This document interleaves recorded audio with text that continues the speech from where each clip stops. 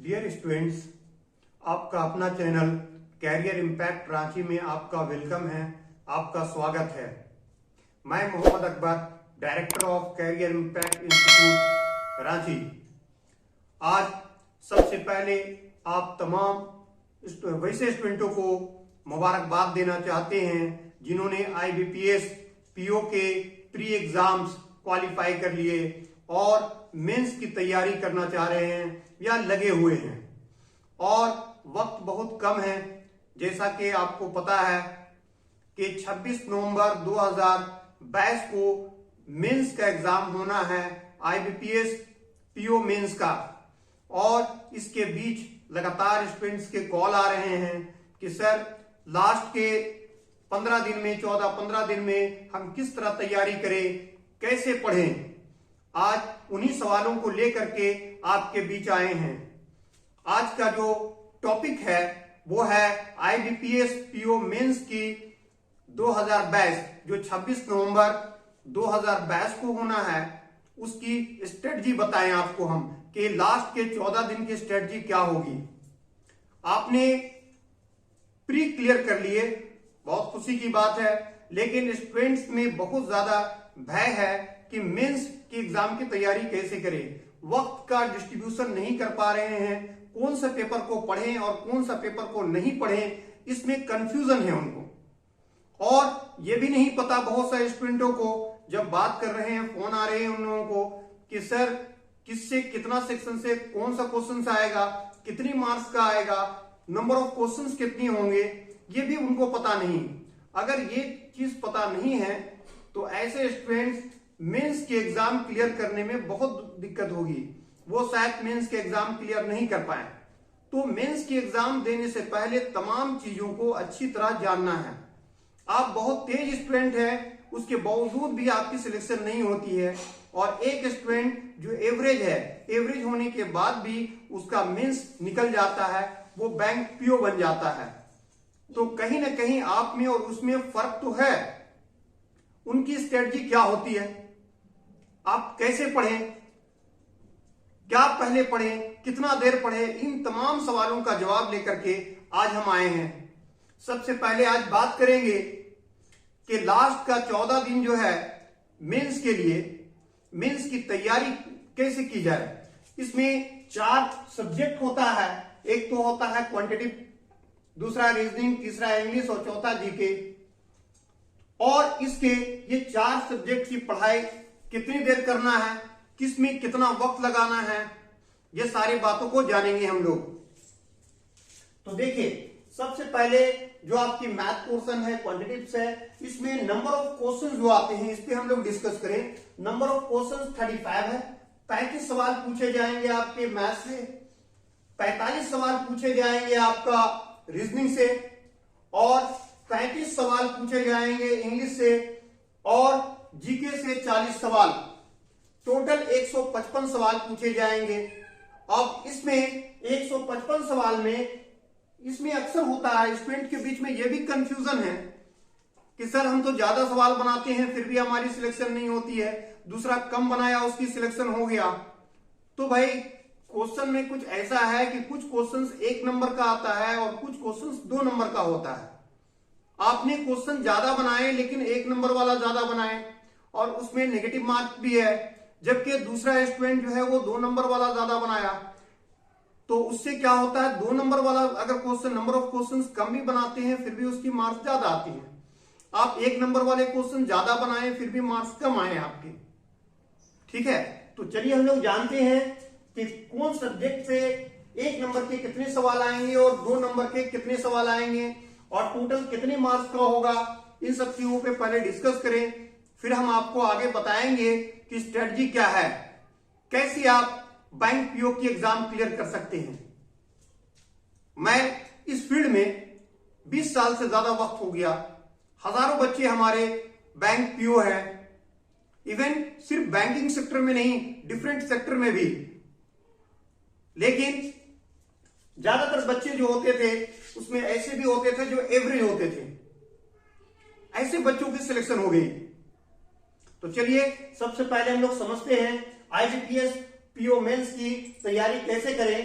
Quant से 35 questions आएगा। इसमें 1 नंबर का 10 सवाल और 25 नंबर का 2 नंबर का 25 सवाल आएगा। उसी तरह रीजनिंग में 45 सवाल है। देखिए रीजनिंग का क्वेश्चन ज्यादा है और इसमें 30 सवाल ऐसे हैं जो 1 नंबर का आएगा और 15 सवाल ऐसे हैं जो 2 नंबर का आएगा। हालांकि दोनों का टोटल मार्क्स जो होगा वो इक्वल है 60। टोटल 200 का पेपर होगा। इसमें हम डिस्क्रिप्टिव की बात नहीं कर रहे हैं।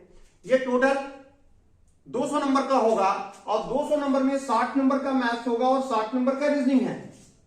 क्वांटिटेटिव एप्टीट्यूड 60 नंबर का होगा, रीजनिंग जो है वो भी 60 नंबर का होगा, लेकिन नंबर ऑफ क्वेश्चन दोनों का अलग अलग है। अब यहां देखिए इंग्लिश में 35 सवाल आएंगे। इसमें 1 मार्क्स का जो क्वेश्चन होगा वो 30 सवाल होगा और 2 मार्क्स का होगा वो सिर्फ 5 क्वेश्चन होंगे। जबकि जीके में 40 क्वेश्चन होगा और इसमें सिर्फ 1 मार्क्स के क्वेश्चन होंगे। इसका एक सवाल भी नहीं होगा जो 2 मार्क्स का हो। Each question carry 1 marks. तो टोटल आप देखेंगे कि 200 मार्क्स हो गए और नंबर ऑफ क्वेश्चन हो गए 155। अब रहा कि इस सवाल को कैसे बनाना है। हो सकता है कि किसी स्टूडेंट का जीके बहुत अच्छा हो सकता है किसी स्टूडेंट का रीजनिंग बहुत अच्छा हो, लेकिन ज्यादातर जो स्टूडेंट को प्रॉब्लम होता है वो मैथ में होता है और रीजनिंग में होता है। इंग्लिश में तो खैर प्रॉब्लम है ही है। And those belonging from the English medium, और जो इंग्लिश मीडियम से हैं उन्हें कम होता है with comparison to the Hindi medium student जो हिंदी मीडियम से हैं, क्योंकि उनमें शुरू से ही डर भय बना रहता है कि हमारी अंग्रेजी कमजोर है। वो कभी इंप्रूव करने की कोशिश ही नहीं की। खैर आज हम बात करेंगे कि 14 दिन में कैसे तैयारी हो। तो 1 बाय 1 सबके बारे में बताएंगे। सबसे पहले क्वांटिटेटिव एप्टीट्यूड के बारे में हम आपको बता दें कि 35 सवाल जो आएगा। अच्छा एक बात और बताना चाहेंगे कि अक्सर स्टूडेंट में ये रहता है सोच कि हमें ज्यादा से ज्यादा क्वेश्चंस बनाएंगे तब हमारी सिलेक्शन होगी, जबकि ये गलत है। आप ज्यादा से ज्यादा बनाओगे तभी आपकी सिलेक्शन होगी, ऐसी जरूरी नहीं है। आप एक्यूरेसी मेंटेन करो। एक्यूरेसी इंपॉर्टेंट है। वो देखो कि हम एक्यूरेसी के साथ क्वेश्चन सॉल्व करते हैं कि नहीं, क्योंकि कट ऑफ जो है वो बहुत ज्यादा नहीं जाता है, क्योंकि क्वेश्चन का लेवल ये थोड़ा सा ऊपर होता है with comparison to the pre. जब प्री से आप कंपेयर करते हैं तो क्वेश्चन का लेवल, क्वेश्चन का स्टैंडर्ड ये थोड़ा सा हाई होता है। तो सारे क्वेश्चन को सॉल्व करना ये पॉसिबल नहीं है। It is little difficult, not impossible but little difficult, थोड़ा मुश्किल जरूर होता है। तो हमें किस तरह स्ट्रेटजी बनानी चाहिए, कैसे बनाए हम ताकि हमारा अच्छा मार्क्स आए और हम पीओ मेंस के एग्जाम क्वालिफाई कर ले। जिस तरह हम प्री कर लिए उसी तरह से हम मेंस भी कर ले। तो देखिए इसमें जो होता है ये 35 सवाल, इसमें 10 सवाल आते हैं 1 मार्क्स का और 25 सवाल आता है आपका 2 मार्क्स का। इसमें आप कम समय में आप डीआई पर फोकस कर सकते हैं। अगर 2 डीआई भी बना लेते हैं तो एक डीआई में 5 सवाल होते हैं, 2 डीआई में 10 सवाल होगा। तो डीआई में फोकस करते हैं आप और 10 सवाल अगर बना लेते हैं आप तो यहीं से आपको 20 मार्क्स मिल जाएंगे। साथ ही साथ कुछ और चैप्टर है। अब रहा डीआई बनाने के लिए आपको बेसिक थोड़ी सी नॉलेज चाहिए। आज हम बता देते हैं, डीआई को पढ़ाने का मौका नहीं मिलेगा। देखिए डीआई के लिए क्या क्या चीज चाहिए। आपका परसेंटेज अच्छी होनी चाहिए, आपका एवरेज होना चाहिए, एवरेज में पकड़, आपका profit and loss and ratio. ये 4 ऐसे चैप्टर्स हैं जिनको आप अच्छा से कर लेते हैं तो डीआई आप आसानी से बना सकते हैं। बाद में कभी हम आपको बताएंगे डीआई का क्या ट्रिक और क्या टेक्निक है क्वेश्चन को सॉल्व करने का, किस तरह से बड़े बड़े सवाल को आप सेकंडों में बना सकते हैं। फिलहाल आज आपको हम इतना ही बता सकते हैं कि आप percentage, average, profit and loss और रेशियो, ये 4 ऐसे टॉपिक है। इस टॉपिक पर अगर थोड़ा सा मेहनत करते हैं तो जो मिसलेनियस सवाल आएगा वो भी सॉल्व हो जाएगा और साथ में साथ जो डीआई है वो हो जाएगा। थोड़ा क्वाड्रेटिक इक्वेशंस और सीरीज पर भी मेहनत कर लीजिए, इससे भी क्वेश्चंस आएंगे। इसके अलावा 2-3 और चैप्टर्स हैं उस पर आप मेहनत कर सकते हैं, जैसे time and distance time and distance, इसमें train, boat and stream, boat and stream, time and work,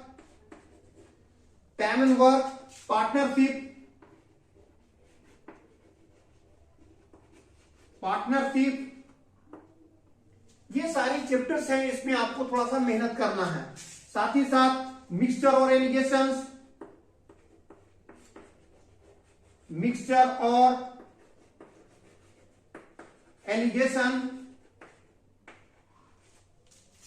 ये छोटे छोटे चैप्टर हैं, इनको आप 2-3 बार बना लीजिए, थोड़ा सा इसको अच्छा से प्रैक्टिस कर लीजिए, यहां से भी कुछ क्वेश्चंस बन जाएगा आपसे। बाकी डिटेल पढ़ने का आपके पास बहुत ज्यादा वक्त नहीं है, क्योंकि हमारे पास 14 दिन में सिर्फ हमको क्वांटिटेटिव एप्टीट्यूड ही नहीं देखना है, मैथ ही नहीं देखना है, हमें रीजनिंग पर भी फोकस करना है, अंग्रेजी पे भी करना है और जीके भी है। अगर ये दो सब्जेक्ट जो है आपका अगर हो जाता है, ये क्वांटिटेटिव एप्टीट्यूड और रीजनिंग, इसमें अगर पकड़ हो जाता है आपका, तो देखो यहां से कि 120 नंबर तो यही है अकेले, इस पे आपको सबसे ज्यादा वक्त लगाना है, और सबसे कम जो वक्त लगाना है वो ये 2 पेपर पे। ये जो 2 पेपर है इसमें कम वक्त लगाएंगे। ये जो 80 मार्क्स का है इसमें वक्त कम लगाना है। इस पे आप कितना वक्त लगाओगे? इसमें आप कम से कम जो है 6 to 7 आवर्स, आप 6 to 7 आवर्स आपको वक्त लगाना है। 6 से 7 घंटा आपको डेली प्रैक्टिस करना है। अभी आपको एकदम युद्ध स्तर पर आपको काम करना है मैथ और रीजनिंग पे, और इंग्लिश और जीके के लिए सिर्फ 2 to 3 आवर्स इज एनफ, इतना काफी है। डेली आपको 2 से 3 घंटा। फिलहाल आपको अंडरग्राउंड हो जाना है। अंडरग्राउंड का मतलब है किसी भी फ्रेंड से आपको मिलना जुलना नहीं है, बहुत ज्यादा फालतू वक्त आपको मोबाइल पर और इंटरनेट पर नहीं देना है, आपको बहुत ज्यादा अभी पिकनिक नहीं मनाना है, और ना ही आपको बहुत ज्यादा घूमने फिरने की जरूरत है। अब इंडिया वैसे भी हार गया हमारा, इसलिए आप बहुत ज्यादा वर्ल्ड कप पर फोकस ना करें, सिर्फ रिजल्ट देखे कि पाकिस्तान जीता या इंग्लैंड जीता, इंडिया हमारा बाहर हो चुका है। इसलिए वर्ल्ड कप पे भी जो स्टूडेंट वर्ल्ड कप पर फोकस बनाए हुए थे कि इंडिया जीतेगा और हम फाइनल में देखेंगे, फिलहाल इंडिया नहीं जीता है, आप उस पर आप टाइम बर्बाद ना करें। न्यूज सुन लीजिए, वो जरूरी है, वो सिर्फ न्यूज सुन लीजिएगा आप। इसलिए आप बहुत ज्यादा वर्ल्ड कप पर फोकस ना करें, अपना फोकस पूरी तरह पढ़ाई पर करें, ये बहुत इंपॉर्टेंट है। अगर आप पढ़ाई पर मिस कर जाते हैं तो ये जो 14 दिन है ये फिर घूम करके नहीं आएगा। हालांकि इसके बाद आपके पास एसबीआई क्लर्क और एसबीआई पीओ का भी मौका मिलता है, लेकिन जो मौका मिला है इसी को लास्ट समझिए, मत सोचिए कि आगे मौका है, इस बार नहीं हुआ तो फिर आगे, वो तो ठीक है। बी पॉजिटिव, हमेशा आदमी को पॉजिटिव सोचना चाहिए, लेकिन हम इसी को फाइनल सोचेंगे, हम इसके आगे हम नहीं सोचेंगे अभी कि हमको एसबीआई क्लर्क देना है या एसबीआई पीओ देना है। मौका तो जिंदगी में बहुत मिलता है, लेकिन हमें इसी मौके को गनीमत समझना है और पूरा ध्यान इसी में कॉन्सेंट्रेट करना है। तो यहां से आप क्वांटिटेटिव एप्टीट्यूड का जो है क्वेश्चंस में आप इन टॉपिकों को देखिए, और डीआई ये चार्ट जो टॉपिक है इसको कर लीजिएगा, इससे डीआई आपका हो जाएगा, और साथ में इससे आपका मिसलेनियस क्वेश्चन भी बन जाएगा। तो ये तो रहा कि क्वांटिटेटिव एप्टीट्यूड का क्वेश्चन में कितना समय लगाएं और किस तरह तैयारी करें हम। अब रहा कि इसकी इंपॉर्टेंट क्वेश्चंस डीआई में आपको हम बता दें कि डबल पाई चार्ट एक बार आप फिर देख लीजिएगा, डबल पाई चार्ट आप एक बार फिर से देखिए। एक बार क्या है, क्या डबल पाई चार्ट को आप बना लीजिए, सिंगल पाई चार्ट नहीं आएगा। आप एकदम इस तरह से कंफर्म रहिए कि सिंगल पाई चार्ट का क्वेश्चन नहीं आएगा। सिंगल पाई चार्ट डीआई का कॉन्सेप्ट समझने के लिए जरूरी है, लेकिन जो क्वेश्चन पूछेगा वो डबल पाई चार्ट पूछ सकता है, pie chart with line graph पूछेगा, या हो सकता है आपको कि बार डायग्राम जो है वो 2 बार डायग्राम दे दे आपको, या बार डायग्राम के साथ लाइन ग्राफ दे, इस तरह से हो, और टेबल। इतना जो चीजें हैं जो डीआई के लिए सबसे ज्यादा इंपॉर्टेंट है। अभी इतना कीजिए, आप नहीं समझिए कि आपको पूरी किताब पढ़ना है, नहीं तो पता चलेगा कि एक ही सिर्फ पढ़ते पढ़ते वक्त निकल गया, वक्त ये दोबारा मिलेगा नहीं। हर एक एक सेकंड आपके लिए बहुत ही कीमती है। उसके बाद आइए रीजनिंग में आपको छोटे छोटे चैप्टरों को नहीं देखना है। जो अभी सबसे ज्यादा इंपॉर्टेंट है वो है पजल पे आप बहुत ज्यादा वक्त लगाएं और मेहनत करें। पजल में जो क्वेश्चंस आता है वो बंच में आता है। आपको छोटे छोटे पजल, कई पजल मिलेगा आपको, और एक पजल के साथ में 2, 3, 4 क्वेश्चंस होते हैं, 5 क्वेश्चंस भी होता है। तो पजल पर अगर आप मेहनत करते हैं तो उसमें अच्छे मार्क्स ला सकते हैं। और कोशिश करना है हमें कि 2 मार्क्स का जो क्वेश्चन है इसको हम ज्यादा अटेम्प्ट करें। 2 मार्क्स वाला जो भी क्वेश्चन है उसको हम ज्यादा अटेम्प्ट करें बनिस्बत कि हम 1 मार्क्स के क्वेश्चन, इसमें हमें ज्यादा मार्क्स आने के चांसेस हैं और अच्छे मार्क्स आएंगे। हाँ, अगर जो क्वेश्चंस नहीं जानते हैं या आपको लग रहा है टाइम टेकन है तो उसको अटेम्प्ट ना करें। आप ट्रायल एंड एरर मेथड बिल्कुल ही ना अप्लाई करें। आप में जिसमें कंफर्म है या जिससे बना सकते हैं उसी क्वेश्चन को करें। ठीक है, अब रहा कि क्वेश्चन को कैसे पता करेंगे कि कौन सवाल 1 नंबर का है और कौन सवाल 2 नंबर का है। तो आपको बता दें कि जो मॉनिटर होते हैं कंप्यूटर के, वो मॉनिटर के में जब क्वेश्चन आता है, इस तरह से जब क्वेश्चन आएगा राइट साइड में, ये क्वेश्चन आएगा तो क्वेश्चन का नीचे में यहां पर लिख देगा आपको कि 1 मार्क्स का है और 2 मार्क्स का है। ये इस तरह से इंडिकेट करता है। तो 1 मार्क्स का क्वेश्चन आएगा तो हमें उस पर ज्यादा फोकस नहीं करना है, पहले 2 मार्क्स का देखेंगे। हाँ, इजी वे पे अगर बन जाता है तो मुझे छोड़ना नहीं है, क्योंकि एक एक नंबर बहुत ही इंपॉर्टेंट होता है। आपकी सिलेक्शन 0.25% से भी रह सकता है, इसलिए मुझे बिल्कुल ही नहीं मौका देना है कि हमारा 1 नंबर भी छूटे। अगर बनता है तो इजी से बना लेंगे। इसमें रीजनिंग में ज्यादातर आपका जो क्वेश्चन आ रहा है 1 मार्क्स का 30 क्वेश्चन और 2 मार्क्स का 15 क्वेश्चन पूछा जा रहा है। ठीक है, इसके साथ साथ आप जो है मशीन इनपुट आउटपुट, इस पर थोड़ा ध्यान दें। कोडिंग डिकोडिंग, उससे क्वेश्चन पूछा जाएगा, 1-2 क्वेश्चन, उससे आप ये करें। लेकिन पजल में सबसे ज्यादा वक्त लगाना है आपको। पजल में, सिलोजिज्म में, इस तरह के जो चैप्टर्स हैं इन पर आप ज्यादा फोकस करेंगे। इससे आपका रीजनिंग कम समय में अच्छा हो जाएगा। अभी तो बहुत ज्यादा डिटेल पढ़ने का भी वक्त नहीं है और बहुत ज्यादा मुझे बताने का भी वक्त नहीं है, क्योंकि आपके पास वक्त कम है और इतने कम समय में आपको हम डिटेल बताएं तो आपका ज्यादा वक्त देखने में ही लग जाएगा। यूट्यूब चैनल पे आप इतना ज्यादा वक्त देना नहीं चाहेंगे और देना भी नहीं चाहिए कि आपको 3 घंटा 4 घंटे में आपको एक्सप्लेन कर रहे हैं। हाँ, जो न्यू कमर है, जो फ्रेशर है, उनके लिए तो खैर डिटेल से जानना बहुत जरूरी है। एक एक बात को जानना जरूरी है। उसके लिए तो यह भी जानना जरूरी है कि पीओ जो होता है, प्रोबेशनरी ऑफिसर, उसका रोल क्या होता है, उसकी एज क्या होती है, वो सब तो बात की चीज है कि पीओ जो अगर बनना चाहता है उसके लिए क्या क्या होनी चाहिए, क्या रिक्वायरमेंट होनी चाहिए, क्या क्वालिफिकेशन होनी चाहिए, ये अलग टॉपिक है। आज की जो टॉपिक है वो है हमारा स्ट्रेटजी, कि क्या स्ट्रेटजी होनी चाहिए 14 डेज में। साथ ही साथ अब आइए इंग्लिश में 35 क्वेश्चंस होगा, 1 मार्क्स के 30 क्वेश्चंस और 2 मार्क्स के 5 क्वेश्चंस होंगे। इंग्लिश में सबसे ज्यादा स्टूडेंट को प्रॉब्लम होता है, और वैसे स्टूडेंट जो हिंदी मीडियम से बिलोंग्स करते हैं, those are belonging from the Hindi medium have a lot of problems in English में उसे बहुत सारे प्रॉब्लम्स होते हैं। तो देखिए, इंग्लिश सेक्शन को अच्छा करने के लिए सबसे बेहतर तो यही होता कि डेली आप रीडिंग करते। अगर रीडिंग नहीं कर रहे हैं तो अभी भी आपको मशवरा है, आपको एडवाइस है कि आप कम से कम 30 से 40 मिनट डेली आप इंग्लिश रीडिंग पे लगाएं। इंग्लिश रीडिंग बहुत अच्छा तरीका से करें और समझ के पढ़ने की कोशिश करें। बाद में इंग्लिश के बारे में और हम बताएंगे डिटेल्स। तो इंग्लिश में जो क्वेश्चंस आते हैं उसमें आप देखेंगे कि इंग्लिश के क्वेश्चंस को इसमें बहुत ज्यादा कट ऑफ नहीं जाता। आपको बता दें, अगर आपका 30 सवाल और 35 सवाल आपको मिलते हैं, 35 सवाल आपके जो है 35 क्वेश्चन, अगर आप जानती हो कि नहीं हम 10 to 12 क्वेश्चन ही हमसे बन रहा है तो कोई बात नहीं है, डोंट वरी, आप 10 से 12 ही सवाल बनाओ। No need to solve each and every question in English. English में भी आपको सारे क्वेश्चन को सॉल्व करने की जरूरत नहीं है। आप 10, 12 जितना बनता है बनाओ, बट एक्यूरेसी के साथ। एक्यूरेसी मेंटेन करना जरूरी है, क्योंकि एक्यूरेसी मेंटेन होगा तो आपकी क्वालिफाइंग के चांसेस ज्यादा है। इसके बाद हम आपको बताएंगे डिस्क्रिप्टिव में भी, कि डिस्क्रिप्टिव में आपको 25 नंबर के जो क्वेश्चंस होते हैं, वो 25 नंबर के जो क्वेश्चंस है उसमें दो तरह की चीजें पूछी जाती है। एक तो पूछा जाता है एसे राइटिंग, और दूसरा पूछा जाता है लेटर। इसका भी बताएंगे आपको कि कम समय में आप कैसे करोगे।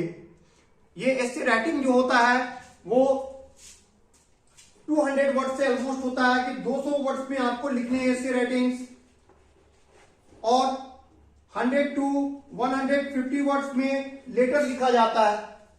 ये दोनों में भी आप बहुत अच्छे से मार्क्स उठा सकते हो।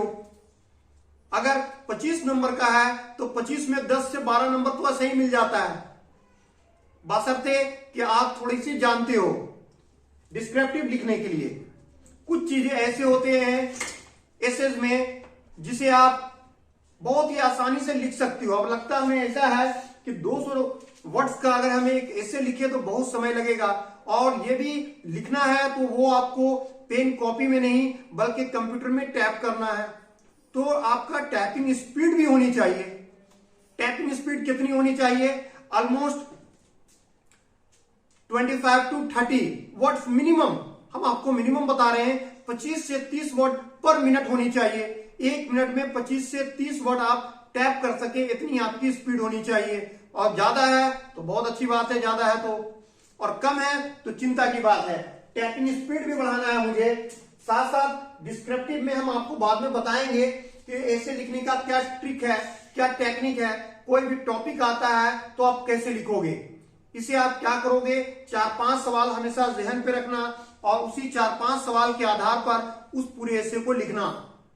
जो भी टॉपिक देगा सबसे पहले उस टॉपिक के बारे में आप थोड़ी सी लिखना, फिर इससे क्या एडवांटेज होगा, क्या डिसएडवांटेज होगा, इस तरह से लिखना। इस तरह से पॉइंट बना बना के लिखोगे, मतलब उस पॉइंट पर आप वर्क करोगे। हर पॉइंट पर अगर आप 4 से 5 सेंटेंस लिख लेते हो, मान लीजिए 4 सेंटेंस ही लिख पाते हैं और 5 पॉइंट बनाए या 6 पॉइंट बनाए, तो आपका टोटल सेंटेंसेस हो जाएगा 20 to 24, 20 से 24 सेंटेंस। और इस तरह से देखोगे तो 130 to 40 वर्ड्स हो जाएंगे। अच्छा, वर्ड्स काउंट करने की जरूरत नहीं है। कुछ स्टूडेंट काउंट करने लगते हैं, आपको काउंट करने की जरूरत नहीं है, आप पॉइंट ना करेंगे। दूसरा है लेटर्स में। लेटर में दो तरह के लेटर्स आते हैं, फॉर्मल और इनफॉर्मल। तो स्टूडेंट को ऑलवेज एडवाइस करते हैं कि आप इनफॉर्मल लेटर ना लिखें। इनफॉर्मल में आपको मार्क्स कम आते हैं, जबकि फॉर्मल लेटर्स में मार्क्स ज्यादा आते हैं। फॉर्मल लेटर लिखने का भी तरीका है, अगर उसके पैटर्न को आप सही से लिखते हो तो पैटर्न के आधार पे आपको मार्क्स मिल जाते हैं।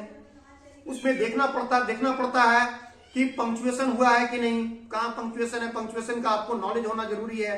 फॉर्मेट में कहां पर आपको फुल स्टॉप लगाना है, कहां पे कॉमा लगाना है, कब आपको पैराग्राफ चेंज करना है, ये सब चीजों का नॉलेज होनी चाहिए। अगर इस तरह से आप करते हो तो अच्छा मार्क्स आ जाएगा। और स्पेलिंग मिस्टेक नहीं करना, स्पेलिंग आप सही सही लिखना। कुछ स्टूडेंट में ऐसा होता है कि सोचते हैं बड़े बड़े सेंटेंस लिखें और उसमें डिफिकल्ट वर्ड डालें। अगर डिफरेंट वर्ड डाल कर यूज करते हैं, सोचते हैं कि हमारा बहुत अच्छा होगा ऐसे, तो ये गलत है। उसके लिए ऐसा कोई जरूरी नहीं है। आप सेंटेंस बहुत सिंपल लिखे, लेकिन स्पेलिंग मिस्टेक ना करें। स्पेलिंग पर ध्यान दे, ग्रामर पर ध्यान दे, क्योंकि कंप्यूटर जब चेक करता है तो आपका स्पेलिंग चेक करता है, आपका पंक्चुएशन चेक करता है, आपका सेंटेंस देखता है, वो कंटेंट्स बाद में देखता है। जबकि इनफॉर्मल लेटर जो लोग लिखते हैं उसके लिए कंटेंट्स बहुत इंपॉर्टेंट रहता है, ग्रामर तो रहता ही है। ग्रामर देखना है, ग्रामर में पंक्चुएशन वगैरह सारा कुछ देखना है। इसलिए सलाह देते हैं आपको, हम एडवाइस करते हैं कि आप फॉर्मल लेटर लिखें। फॉर्मल लेटर कैसे लिखा जाता है कभी हम आपको आएंगे तो फिर बताएंगे आपको, क्योंकि आज वक्त कम है हमारे पास। 14 दिन का स्टडी बताना है। आज 11 तारीख हो गया है, कल 12 नवंबर होगा और 26 नवंबर को आपका फाइनल एग्जाम होना है, और वक्त कम है हमारे पास। उसके बाद आइए जीके। जीके में क्या है कि जीके में 40 है। इसमें आपको इकोनॉमिक्स, बैंकिंग अवेयरनेस और कंप्यूटर सारे आते हैं। लेकिन कुछ स्टूडेंट क्या करते हैं, कंप्यूटर पे बहुत ज्यादा फोकस करते हैं, कंप्यूटर खूब पढ़ने में लग जाते हैं। तो देखो, कंप्यूटर का क्वेश्चन बहुत ज्यादा नहीं पूछेगा, इसमें सबसे मिला करके पूछ रहा है 40 क्वेश्चंस। ये 40 क्वेश्चंस है। इसमें इकोनॉमिक्स, बैंकिंग अवेयरनेस और कंप्यूटर सबसे है, तो कंप्यूटर में हार्डली क्वेश्चन पूछेगा 3, 4, 5 सवाल पूछ सकता है। तो इसमें हम बहुत ज्यादा वक्त को बर्बाद ना करें। Don't waste the time on computer subject. आपको जो फोकस करना है वो है करंट अफेयर में आप थोड़ा सा फोकस कीजिएगा, इकोनॉमिक्स पे देखिएगा। अब रहा कि इकोनॉमिक्स में किस तरह के सवाल पढ़ेंगे, तो जो भी इकोनॉमिक्स में बैंकिंग से रिलेटेड हो, बैंक से रिलेटेड हो और लाइफ इंश्योरेंस से रिलेटेड हो, इस तरह के अगर जो क्वेश्चंस होते हैं इस पर आप थोड़ा सा ज्यादा फोकस कीजिएगा। इस तरह के क्वेश्चंस आपको ज्यादा पूछने की चांस होते हैं। करंट अफेयर जो है लास्ट का 5 to 6 मंथ का काफी होता है, लेकिन अभी आपके पास वक्त है नहीं। अगर अभी से शुरू कर रहे हैं आप, तो हार्डली आप 3 महीना का टारगेट बनाइए कि लास्ट 3 मंथ का जो है करंट अफेयर हम उसको देखेंगे। नोट बनाने का भी वक्त नहीं है, तो जिस बुक से आप पढ़ रहे हैं उस बुक को आप एक पेन या पेंसिल रखिए और जितने भी बैंकिंग से रिलेटेड हैं, जो भी न्यूज मिलता है उस न्यूज को आप वहां से टिक करें। उस न्यूज को टिक करने से मतलब है कि बार बार वैसे क्वेश्चंस को हम पढ़ेंगे, बाकी चीजों को हमें हमारे पास पढ़ने का वक्त नहीं है। बार बार जब पढ़ेंगे तो वो चीज याद हो जाएगा हमें और सारा डेटा आपका मिल जाएगा। तो इसमें आप जो है डेली एक वक्त लगाइए कि 2 से 3 घंटा का वर्क करना है मुझे, और 2 से 3 घंटा में इंग्लिश भी होगा और जीके भी होगा। ये दोनों को करना है 2 से 3 घंटे में। आप देख लीजिए कि आपका इंग्लिश बहुत अच्छा है इसमें, तो इंग्लिश में थोड़ा सा कम करके जीके कमजोर है तो जीके में ज्यादा लगा देंगे वक्त। और लगता है कि नहीं जीके मेरा ठीक है, जनरल नॉलेज ठीक है, इंग्लिश थोड़ा सा वीक है, तो इंग्लिश में आप थोड़ा सा ज्यादा वक्त लगा देंगे। और जिन स्टूडेंट्स का अगर लगता है कि नहीं मेरी मैथ अच्छी है, मैथ तो हो जाएगा, ये रीजनिंग अच्छा है, तो यहां से टाइम निकाल कर बाकी जगह पे लगाएंगे आप। लेकिन ये तो जो है इसे तो आप फिलहाल छोड़ेंगे नहीं, इग्नोर कीजिएगा। अगर आप क्वांटिटेटिव एप्टीट्यूड और रीजनिंग में, तो शायद आपकी सिलेक्शन नहीं होगी और ये गोल्डन अपॉर्चुनिटी आप मिस कर देंगे। तो ऐसा नौबत बिल्कुल नहीं आना चाहिए, ये बिल्कुल नहीं सोचना है आपको। इस तरीका से आपको पढ़ना है, तो ताकि चारों सब्जेक्ट जो है हमारा कवर हो जाए। इसमें हमने बताया कि कितने नंबर के क्वेश्चंस आएंगे और नंबर ऑफ क्वेश्चंस क्या होगा, 1 मार्क्स का क्वेश्चन कितना होगा, 2 मार्क्स का क्वेश्चन कितना होगा, कैसे आप पता करेंगे कि ये 1 मार्क्स का क्वेश्चन है, कैसे आप पता करेंगे ये 2 मार्क्स का क्वेश्चन है। इसको इन सब चीजों को ध्यान में रखिएगा। रीजनिंग में क्या क्या टॉपिक पढ़िएगा वो हम आपको बताएं, क्वांटिटेटिव एप्टीट्यूड में क्या क्या टॉपिक पढ़ना है और किस टॉपिक पर ज्यादा ध्यान देना है वो हम आपको बताएं। और जल्दबाजी बिल्कुल नहीं कीजिएगा, आप बहुत ज्यादा घबराइएगा बिल्कुल ही नहीं।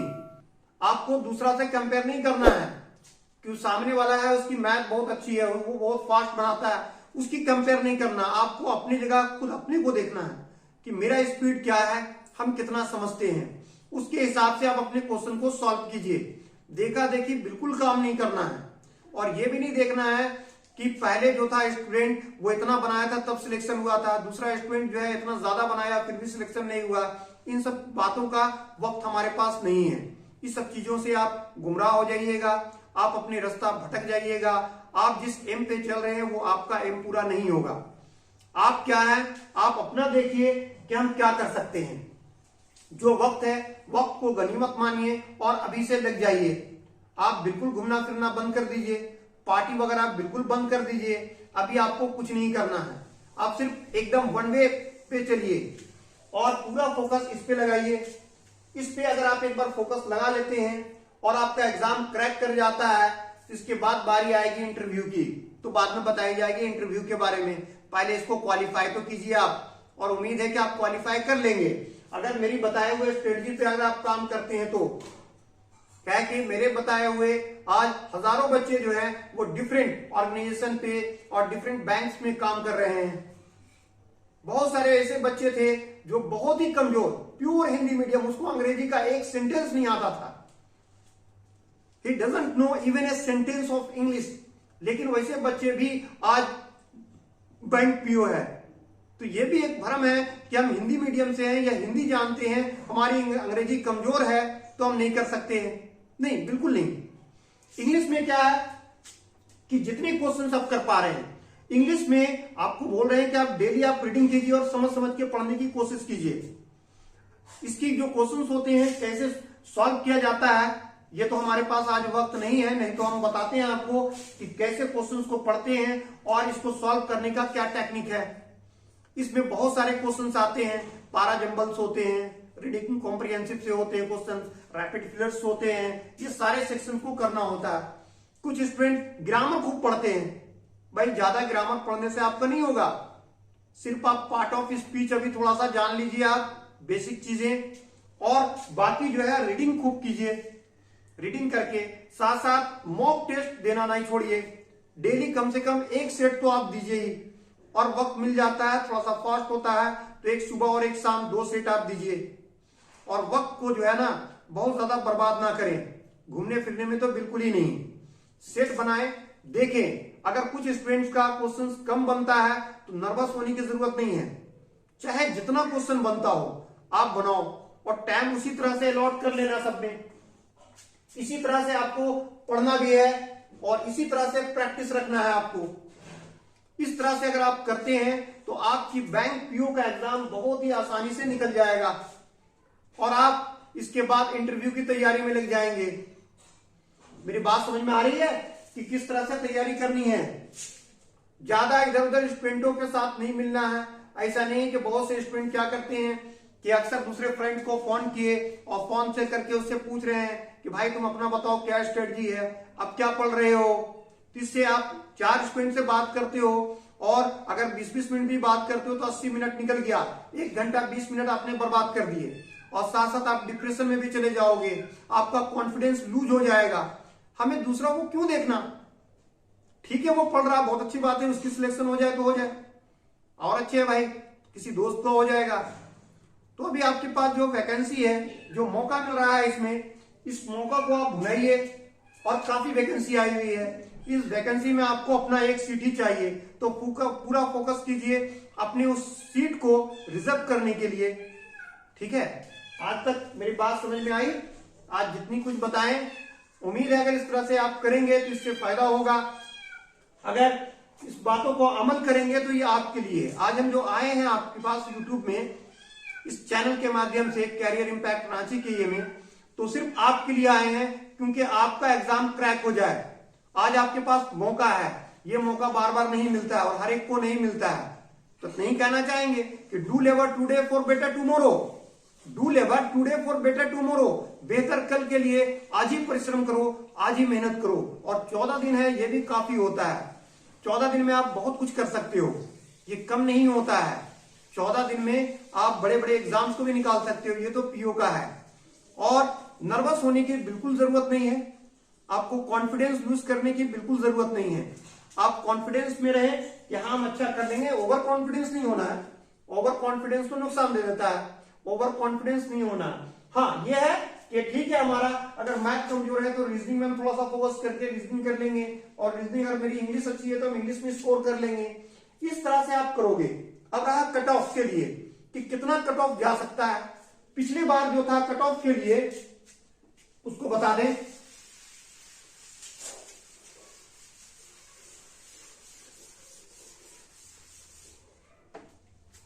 विदाउट डिस्क्रिप्टिव जो था वो ऑलमोस्ट मुझे जहां तक याद आ रहा 52.5 था कट ऑफ, यही कट ऑफ था विदाउट डिस्क्रिप्टिव 52.5। इस बार का जो चांस है मिनिमम लगता है हमको जो जाएगा तो कितना हो सकता है मिनिमम, तो मिनिमम मुझे लगता है कि 70 to 75 74 बस इतनी ही जा सकता है, 74 75। और मैक्सिमम अगर जाना होगा, मैक्सिमम जो जाना होगा तो वो 82 88 तक के हो सकता है कि जाए। ये इंक्लूडिंग डिस्क्रिप्टिव है, दोनों को मिला करके है, और ये विदाउट डिस्क्रिप्टिव था कट ऑफ। इतना कट ऑफ जाना है आपको। अच्छा, बात सब्जेक्ट ऐसा होता है जैसे इंग्लिश के लिए लड़का लोग 6 ही क्वेश्चन बनाया लेकिन उसका हो गया, क्योंकि उसकी जो है कट ऑफ नीचे जाते हैं। अगर क्वेश्चन का स्टैंडर्ड अच्छा रखता है तो कट ऑफ नीचे जाएगा। स्टूडेंट अक्सर पूछते हैं कि सर कट ऑफ कितना होगा, तो ये वैरी करता है, ये डिपेंड करता है क्वेश्चन का स्टैंडर्ड पे। अगर क्वेश्चन बहुत ही आसान दे दिया, लो लेवल का दे दिया, तो ऐसे हालत में कट ऑफ जो है ऊपर जाएगा, ज्यादा होगा, हो सकता है 90+ भी हो जाए। लेकिन क्वेश्चन का स्टैंडर्ड अगर मेंटेन करता है, और जैसा कि उम्मीद है कि आईबीपीएस पीओ का जो है इस बार जो एग्जाम होगा, इस बार क्वेश्चन का स्टैंडर्ड अच्छा रहेगा। तो इस हालत में क्वेश्चन अच्छा रहता है तो मुझे ऐसा अनुमान है कि इस बार जो जाएगा 82 88 तक के जा सकता है, 80 88 तक के जा सकता है। और मिनिमम अगर क्वेश्चन भी है, अगर क्वेश्चन बहुत ही हुआ तो मिनिमम अगर इतना ही जाएगा और मैक्सिमम इतना जा सकता है। ठीक है, ये है कट ऑफ कि कितना हो सकता है, आपको कितना लाना है। तो आपको कोशिश करना है कट ऑफ से 2 4 5 नंबर 10 नंबर ज्यादा लाएं, क्योंकि आपको नहीं चाहिएगा आप कभी भी कि कट ऑफ में आए, क्योंकि आपका अंतर जो होता है 0.25% से भी आप कहीं छटनी हो सकता है आपका। तो हमें कोशिश करना है 10 से 12 नंबर ज्यादा लाएं कट ऑफ से।